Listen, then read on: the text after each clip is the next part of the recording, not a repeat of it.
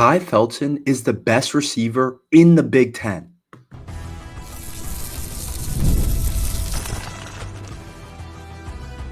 You are Locked On Terps, your daily podcast on the Maryland Terps, part of the Locked On Podcast Network. Your team every day. What's up, everyone? I'm Tre Moore, host of Locked On Terps, part of the Locked On Podcast Network, your team every day. So thank you for making us part of your day, and also a publisher on InsideBlackandGold.net. So make sure you guys go over there and check out the website. They have a ton of great Maryland content over there at InsideBlackandGold.net. And today's episode is brought to you by 5-Hour Energy. Go to 5hourenergy.com and use promo code LOCKEDONCFB to receive 20% off your order. Tai Felton right now is the best receiver in the Big Ten, and I think he could end up being the best receiver in the Big Ten at the end of the year, and as well as being one of the best receivers in the country. After doing some research on what Tai Felton has been doing this year, I came in before looking at all the stats and comparing it to everybody else. I came in here thinking, right now, he's the best receiver in the Big Ten. I said, I would like to back it up with stats, but just from my eye test and what I have seen Tai Felton do, he is currently the best receiver in the Big Ten. I knew it was going to be a big year for Tai Felton, but I did not know it was going to be like this. I did not see him being this type of player this year for Maryland football. And the way that he's developed and the way that he's gotten better every single year, he's put himself in position to be a really high draft pick in next year's draft. And it's way too early probably to say all that. But so far, what he has done through 2 games and what Maryland's game plan is towards him, it's pretty obvious that he is going to be our number one option on offense. He is going to be the guy that we're going to get the ball to. He is going to be the biggest factor in our offense. He's going to be number one on the defensive scouting reports whoever we play. The number one guy that they're going to look at and say, if we stop him, we can slow Maryland down, is Tai Felton. And so far through 2 games, it's only been UConn and Michigan State. But after the Michigan State performance, I feel a lot better in saying that right now, he is the best receiver in the Big Ten. And he's always been a really talented guy. And he started to really put it together last year. He had It was 700 yards, 723 yards last year, 6 touchdowns. He is almost ready to completely demolish that last year. He already has more yards this year than he had in 2022. He already has half the amount of touchdowns he had in 2023. What he is doing is truly special. I haven't seen a Maryland receiver do this in a really long time. And we're used to having some really good receivers. But it's not only Tai Felton is playing well, but it's due for regression. He's kind of getting lucky with some things, some busting coverage. He isn't the best of athletes, but he's still kind of figuring out a way to get it done. But it's going to come down to earth. That's not what I see here. I see a guy that is supremely talented, really talented. One of the more talented guys in the Big Ten. He's got ideal size, he can run routes, and he's fast. And so when you put all those 3 things together, you have a guy that the NFL is going to love, that is going to be a really good college football player. And he's a guy that we're going to need in order to get this season back on track after the loss to Michigan State. He's a guy that is going to continue to have to play at a high level. But when I look at him as a player, the reason I say he's the best in the Big Ten is because he can literally do everything right now. Maryland's literally doing so many different things with him. When I talk about him catching the ball, he's done a really good job catching the ball this year. That's something that maybe his weakest part of the game. He did drop a ball against Michigan State, but overall, other than that, he's done a pretty good job of catching the ball. When I think about getting open, he's been getting open down the field.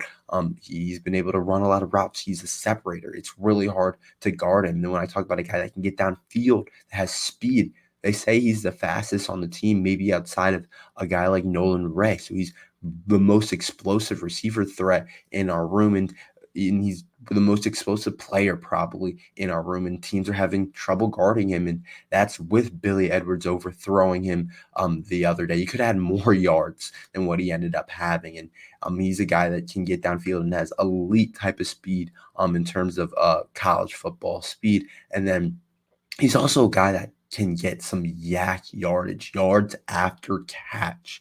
He's really hard to break down. He's not like the biggest guy. He's not like you wouldn't think of him as a guy that's really hard to tackle, but his speed, his athleticism have made it really hard for him to tackle. I don't know if you guys remember against UConn, but he had a play where it was like he broke 2 tackles. It was a crazy play. It was all over Twitter. And he's a really hard guy to break down right now. So he's kind of just giving us everything. We get it. We got it to him early against Michigan State in the screen game. We got him going in a lot of different ways. He even has 2 carries this year for 23 yards, which is also helping us, is also an impact. Last year, he had 1 carry for 16. 2022 didn't get a carry. So it's pretty cool to see that the way he's helping us in so many different ways. And I don't see a guy in the Big Ten that's doing that. And I know you guys are going to be like, oh, you're going to have some bias towards some of the big programs. Like you're going to say, Ohio State's freshman Jeremiah Smith. Look at the numbers. Jeremiah Smith hasn't done what Tai Felton has done. He just hasn't. And the fact of the matter is, Ohio State hasn't even played a decent opponent. And Tai Felton still has way more yardage, way more catches and everything than Jeremiah Smith when you actually look at it. And so I know you guys are going to like Jeremiah Smith, and you're going to like Emeka and Buka, and then you're going to like some of the guys over there at Oregon, and you're going to like some of those different guys. But when you look at it, Tai Felton's played the best, not only in the Big Ten, but in the entire country. I know Emeka's good. I know Evan Stewart's good. I know Branch is good. I know Daniel Jackson is good. Jeremiah Smith. I know all those guys are good.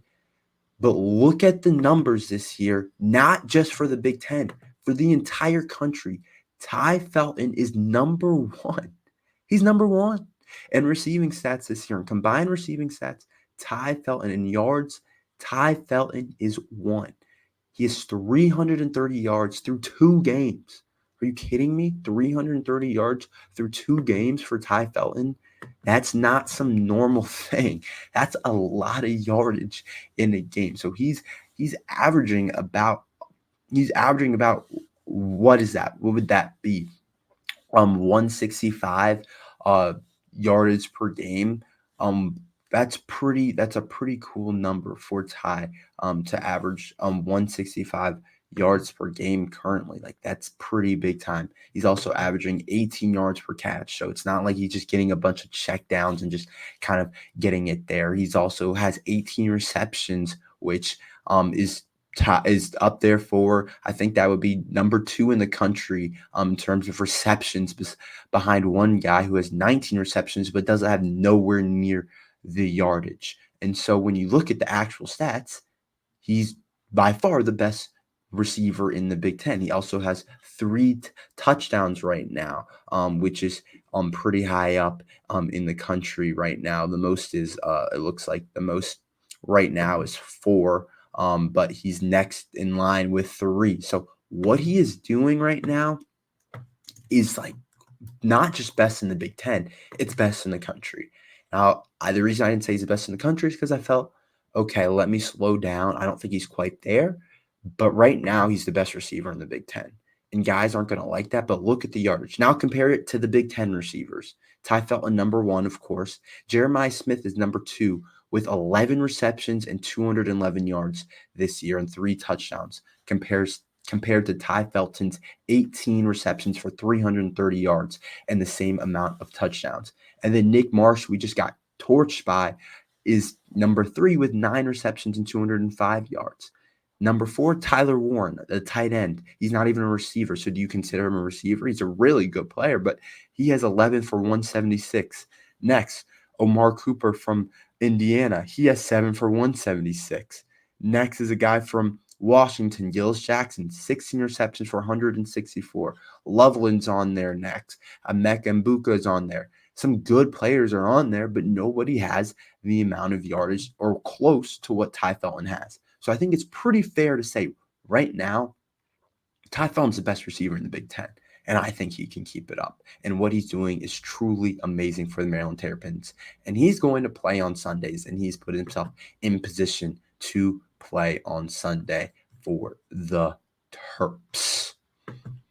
Billy Edwards needs more help. What we're doing right now isn't going to work. I'll talk about that after this ad from Ultimate College Football. Hey, Locked On Terps fans, I want to take a moment to give you a heads up on a brand new mobile game that I think you're going to love as much as I do, Ultimate College Football Head Coach. In this amazing game and simulation, you get to step in the shoes of a head coach and lead your college football program to glory. Can you imagine actually being the head coach of the Maryland Terrapins? From recruiting players and hiring coaching staff to overseeing training camps and handling school scholarships, you control every crucial detail of your program. It's all in your hands. Will you be able to handle the pressure? And here's what I really love about the game. You're responsible for calling offensive plays during the games. Your strategy will not determine the success of your football team, but will shape the future and legacy of your program. Ultimate College Football Head Coach is completely free and has no ads and is 100% playable offline. You can play on the go as you want when your team wants to. And of course, we have a special offer for you Locked On Terps fans. Use promo code LOCKEDONCFB, all caps inside the game store to receive a free boost to your program. Make sure to take advantage of this perk as it will get your team off to a strong start. To download the game, just visit ultimate-cfb.com, ultimate-cfb.com, or look it up on the App Store, Ultimate College Football Head Coach. Begin your coaching legacy today. Billy Edwards, we need to give him more help. I don't like the current game plan that happened against Michigan State. And I'm not even going to say it was the game plan, but I don't like the way it went down against Michigan State. And I didn't feel like we set Billy Edwards up to win that game.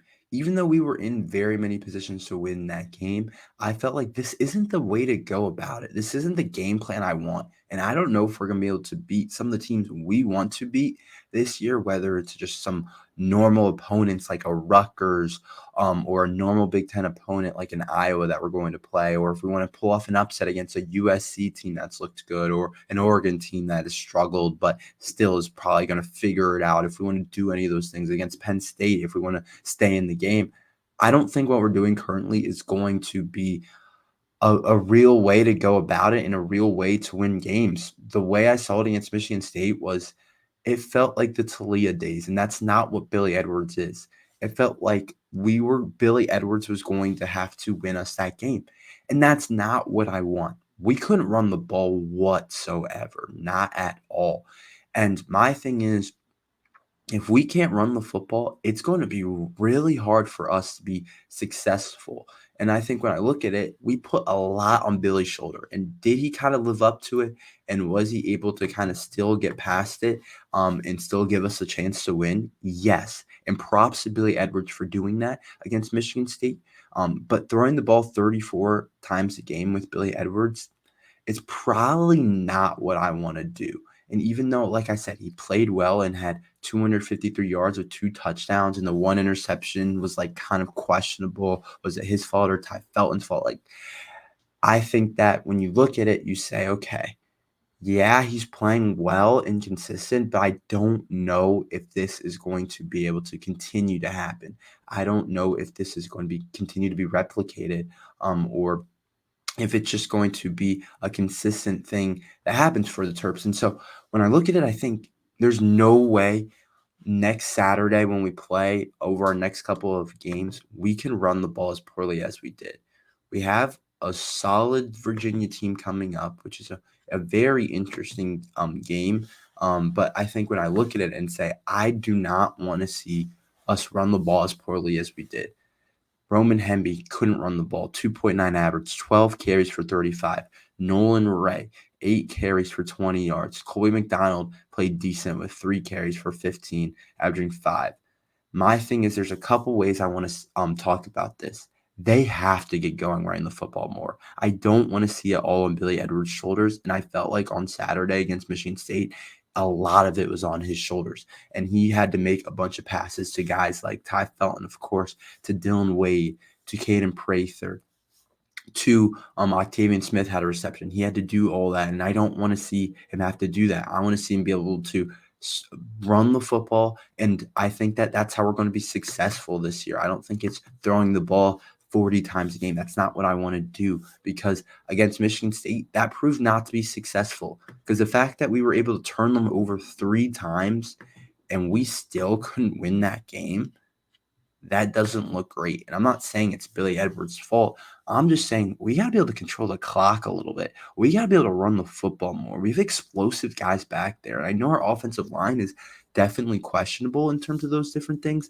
but it's definitely something I want to be able to do more. It's definitely something that I think we got to get better at, because I don't want to just have to put it all on the shoulders of Billy Edwards. And yeah, he's done it, but I just don't see it being a consistent thing. I don't see it continuing to happen. I can see having a game where Billy Edwards next week against Virginia, even possibly, he comes back down to maybe more average play, which I think is reasonable for him. He's played well the entire year, but he comes back down to average play, and it doesn't click, and we can't run the football, and now we can't put up more than 14 points of offense or something like that.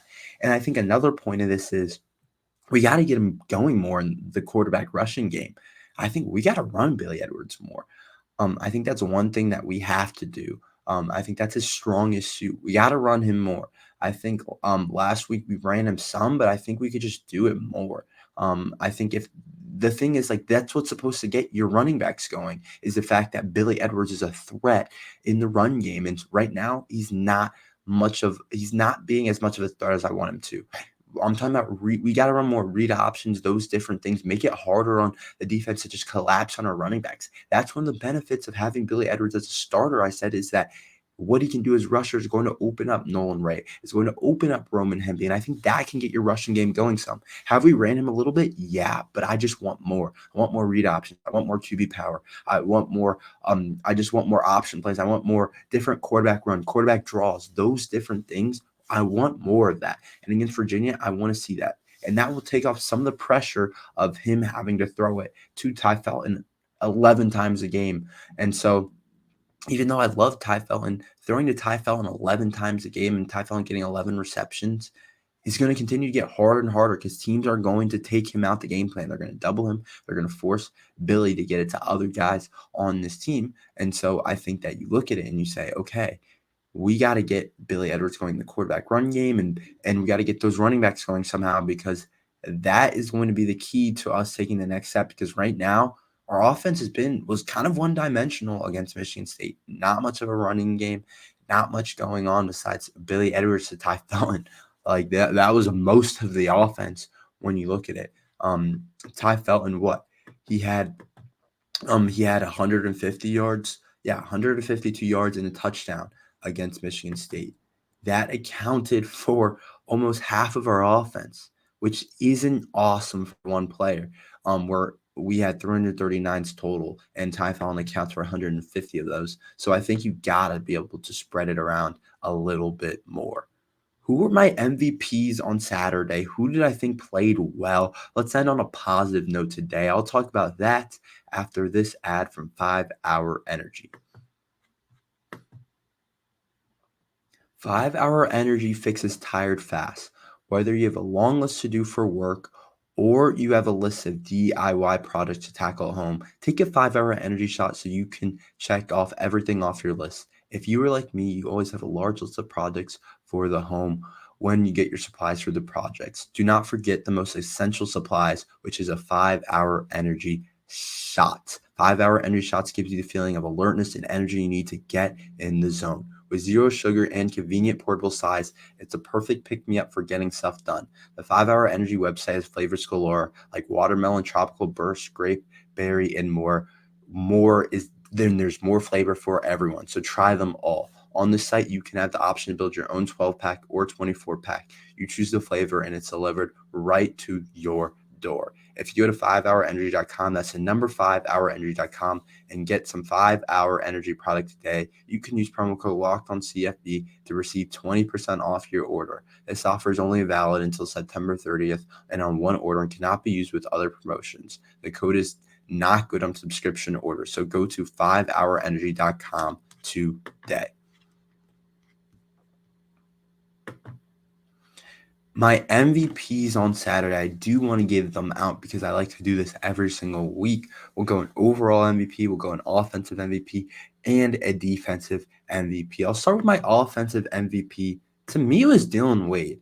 I could have gone kind of a couple different directions, but I think Dillon Wade kind of stepped up with Preston Howard being out, and I thought he stepped up and played pretty well. He was our second leading receiver outside of Tai Felton. He had 4 receptions for 49 yards. I think Billy Edwards really likes throwing to Dillon Wade, and I think he's a guy we got to continue to use. He's a guy that we got to continue to throw to. He's a guy that I like a lot, and I think that he has a lot of tools in the receiving game. Also had a big touchdown for us. Billy Edwards threw a strike to him, and he was open. So I think Dillon Wade right now was my offensive MVP. I thought he had a really solid game. I think part of my choosing was just because of how he stepped up with Preston Howard out. I really like to see that. And that was pretty cool to see him step up while Preston Howard was out.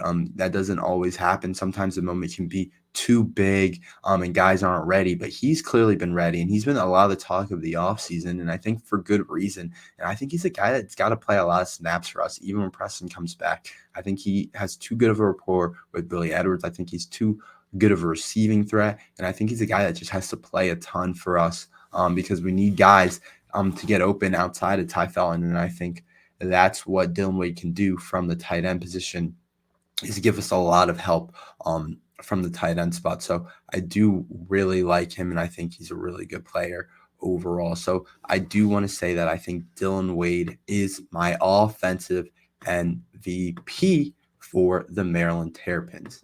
Now, my defensive MVP, you could kind of go different directions, but I do feel pretty good about Glendon Miller. I think, is this a second straight week he won it? I think it could have been 2 interceptions for him. I do want to preface this by saying 2 of the interceptions, they like kind of were gimmies, but I'm still going to give him the props for catching it and still being in the right position to make plays. And then also just creating 2 turnovers is, honestly, it is important. So I think that the defense, the secondary outside of him and Dante, probably they didn't play well at all. And I talked about it. That cornerback room yesterday was horrific, but he was one of the few bright spots that continues to play at a high level. He's putting himself in position to potentially make some money next year too. But I think you could have gone probably a couple different options. Tajay Johnson had a good game he had that sack, which was important. I saw Caleb Wheatland have a sack and a couple of tackles, as well as Ruben Hippolyte led the team tackles and did some good things. So there was a lot of good things from our defense, but there's also a lot of bad. So I think it was a weird game for sure for the defense, but I do think I feel good about giving definitely not Perry Fisher, Glendon Miller the nod for the MVP. Overall MVP, I said it already today. He's the best receiver in the Big Ten right now, and it's not even close. Look at the stats. He's outgaining them by 110 yards, and it's not like don't even say, oh, but Jeremiah Smith is better. Ohio State hasn't played anybody either, or don't say Maryland hasn't played anyone, because Ohio State hasn't either, and a lot of these teams haven't played anybody. So at least we've played Michigan State. At least we've played a Big Ten opponent, and the numbers aren't close. And maybe, Ohio State's going to spread it around more. I don't really care right now. Tai Felton's the best receiver in the Big Ten right now. What he is doing is pretty incredible. 18 receptions for 330 yards is spectacular for him on the season. But against Michigan State, we absolutely fed him. We said, you're going to have to win us the game. And you're a number 1 threat. And I think that's what he kind of did on Saturday against Michigan State. 11 receptions for 152 yards and a touchdown. And that's not with some huge gain either. His biggest gain was 35 yards. So he's really chunking it out, getting a lot of first downs. We got him involved in the screen game. Right now, he's the best player on our team. And I think that's pretty obvious and pretty fair to say. I haven't seen anyone come close to what he's doing, but I would like the receiver room to get a little bit more balance. I thought it was a strength of our team, and I still do think it is. I want to see Caden Prather go for a big game. I want to see someone outside of Tai Felton go for a big game. But Ty's been playing special, and what he's been doing as a player is really cool stuff. And so props to him for playing at that high level. And he's right now our overall MVP, I think 2 weeks in a row. I forget if I gave it to Billy last week. I forget how I did it, but he's gotten definitely 2 MVPs so far this season. That's all we have for today. Thank you for listening to Locked on Terps. Make sure you like and subscribe. We're here every day talking Maryland football and basketball. So thank you for listening to Locked on Terps.